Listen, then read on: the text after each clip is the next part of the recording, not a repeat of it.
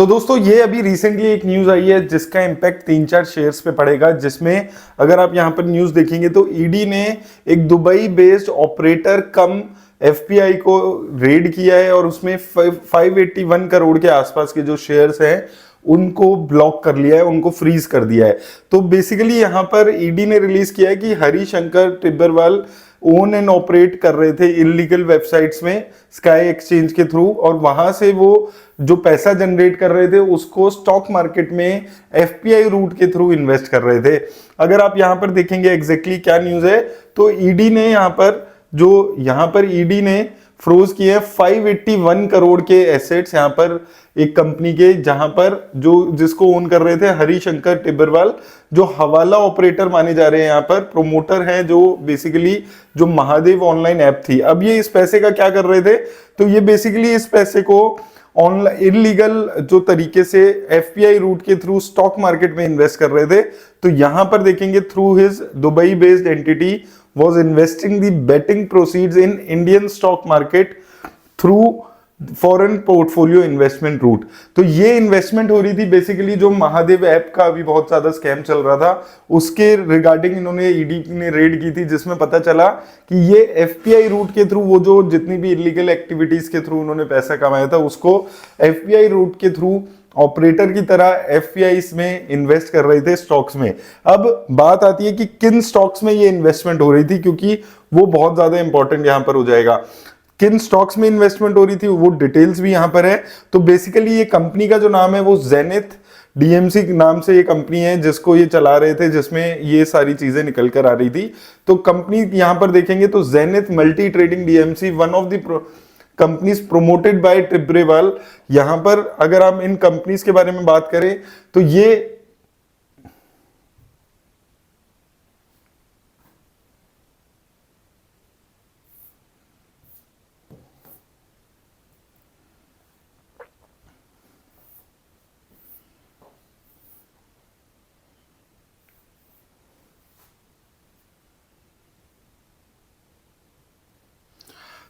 Basically इस company के through zenith multi trading DMC के थ्रू अलग अलग कंपनीज में स्टेक ऑन करते थे, जिसमें 4-5 कंपनीज है जिनमें मेजर स्टेक्स होल्ड कर रहे थे।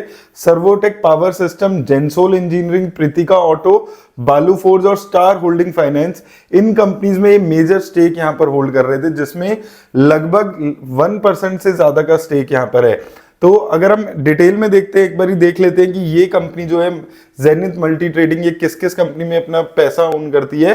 तो यहां पर अगर हम चलते हैं, यहां पर हमने इस कंपनी की जेनिथ ट्रेडिंग जो ट्रेडिंग डीएमसी है इस कंपनी की शेयर होल्डिंग निकाली है दिसंबर की।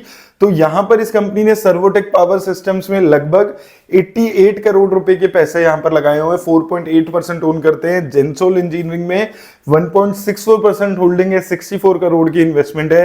रिसेंटली प्रीतिका ऑटो इंडस्ट्रीज में लगभग 9 करोड़ रुपए इन्वेस्ट किए हैं और बालू फोर्ज इंडस्ट्रीज में लगभग 24 करोड़ की इन्वेस्टमेंट यहां पर है। तो ये 4 कंपनीज में मेजरली 1% से ज्यादा की इन्वेस्टमेंट है। इसके अलावा स्टार हाउसिंग फाइनेंस में 1% से कम की इन्वेस्टमेंट यहां पर है इस कंपनी की। अब ये जो 4 शेयर्स हैं इसको आप देखेंगे जब से न्यूज आई है, लगभग 4-5 दिन से न्यूज आई है, उसके बाद से सर्वोटेक पावर सिस्टम्स में डेली लोअर सर्किट यहां पर लग रहा है।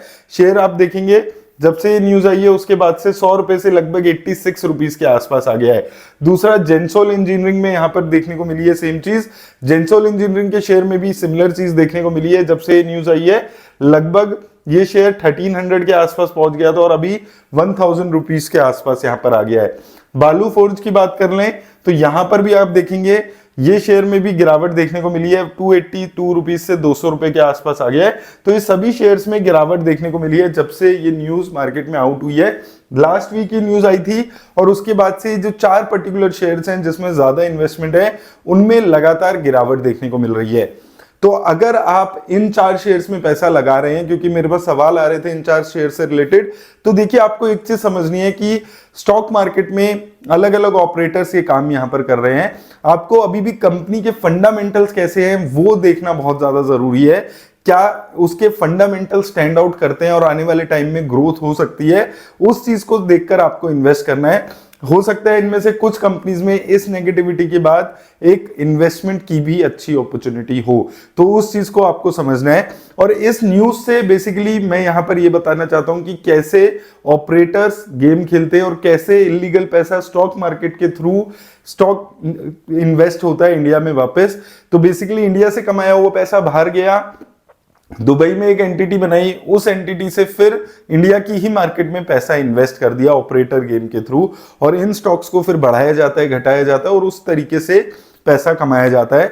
जो कि ये सिर्फ एक छोटा सा एग्जांपल है, ऐसे बहुत सारी चीजें हैं जो हो रही हैं, वो ऑपरेटर पकड़ में नहीं आते, ये पकड़ में आए हैं, वो भी किसी और एक्ट की वजह से। तो ये चीज है आपको कि स्टॉक मार्केट में आपको इन्वेस्ट करते हुए कंपनी के फंडामेंटल्स को भी समझना बहुत ज्यादा जरूरी है, क्योंकि हो सकता है उसके पीछे ऑपरेटर का गेम भी चल रहा हो। उम्मीद करता हूं आपको हेल्प मिलेगी इस वीडियो से।